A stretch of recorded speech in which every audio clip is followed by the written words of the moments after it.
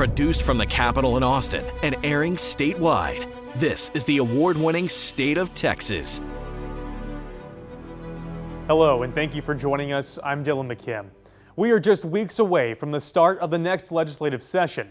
At the top of the list for lawmakers is what Governor Abbott calls school choice, or letting parents use public funds to pay for private education. Today, we're digging deeper into the debate. We'll hear from supporters and opponents. Plus, we'll look at the results from another state that implemented a school choice plan. But we start with the lawmaker who wrote the bill in the last legislative session. Capitol reporter Ryan Chandler sat down with State Senator Brandon Kraton to find out what could change this time around. Senator Brandon Kraton, thank you so much for joining us. It's good to be with you. In this lead up to session, of course, what's on everybody's minds is an issue that you championed last session. Education savings accounts, school choice, whatever you want to call it. This is really going to be a battle, not so much in the Senate. You've passed it many times there before, but with the House, are you more optimistic that ESAs will get across the finish line this session? I'm very optimistic that ESAs and school choice, that education freedom will pass this time around. I'm excited to see if it's an emergency item again for Governor Abbott's priorities, but we're on our way. We have many new friends to work with in the House after this election cycle. I'm just getting to know many of them, and there are always differences of opinion on the details of the bill. Sure, the details will take some time to iron out, but if you could draft your dream bill for ESAs, what would it look like? Would it be similar to what you passed last session, or would it be more expansive? Well, last session, 90% of the framework was for special needs and free and reduced lunch eligible students. And we had, 40 to 50,000 opportunities within scarce dollars of the framework that was set aside to run through the comptroller's office. That money coming out of the surplus, not out of public education spending. I think we'll have a fully universal bill this time around, just as we did last time around, and I expect there to be a priority set, but we'll have to listen to the members and our leadership in just every aspect of how we want the bill to look when we arrive at the Senate floor.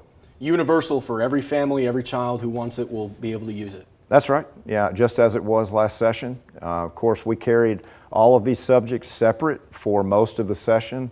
Leading into the middle part of May, we had new money for public schools. We had teacher rights and teacher pay raises. And then in a separate bill, a parental bill of rights, including the education savings account.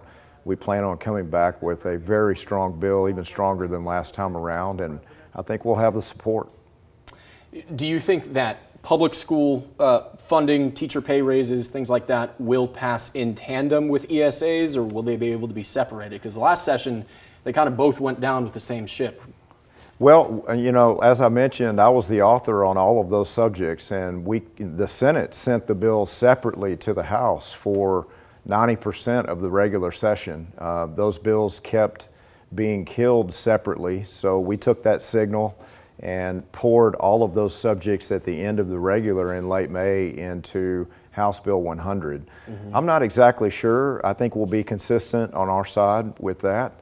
As far as what subjects are tied together, look, we're working for all Texas students, and so politically how these subjects tie together or we keep them separate as far as the four corners of a page or a document, I don't really separate them out in my mind, because it is what will set our Texas students up to be the most successful in the future, and that subject matter is inextricably linked.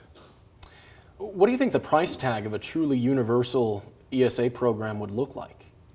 Well, just as we accomplished last session, we'll have a set amount of dollars that are appropriated, most likely again out of the surplus, not out of public education funding. We had historic money set aside and passed for public education, but the teacher unions and the superintendent organizations came into our public hearings and said if they had the opportunity to kill 40,000 school choice ESAs, they would rather not have new money for teachers or new money for public schools. And that was very difficult to digest, but at the end of the day, because we didn't have a consensus, those negotiations broke down when we ran out of time. Yeah, and I think the worry from public school districts is an ESA program may grow and grow to the point that it will dip into the public school pot. What's your response to that concern? Well, I think the worry from those exact individuals and stakeholders should be more about student outcomes. Those worries should be more focused on what all Texas students need to be successful instead of protecting money, power, control, and institutions. And so at the end of the day, could a school choice program grow? If the will of the legislature saw that it was successful and it could help more kids be successful, maybe so, but that's just speculation. We need to focus on the best way we can use scarce dollars, which we've been putting public dollars into private opportunities in education for over 40 years, called Texas Grants, where a high school senior at a public school could go to Baylor, and it's been incredibly successful. So we just need to be consistent with that and focus on the students, not on who's in control. Up next, we'll hear from people pushing back on plans to use public dollars for private education. A former teacher who now sits in the State House lays out why he believes it could hurt Texas students.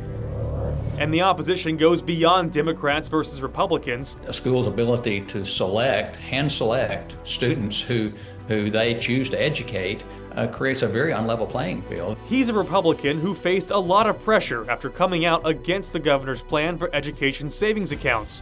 How the pressure is affecting his position.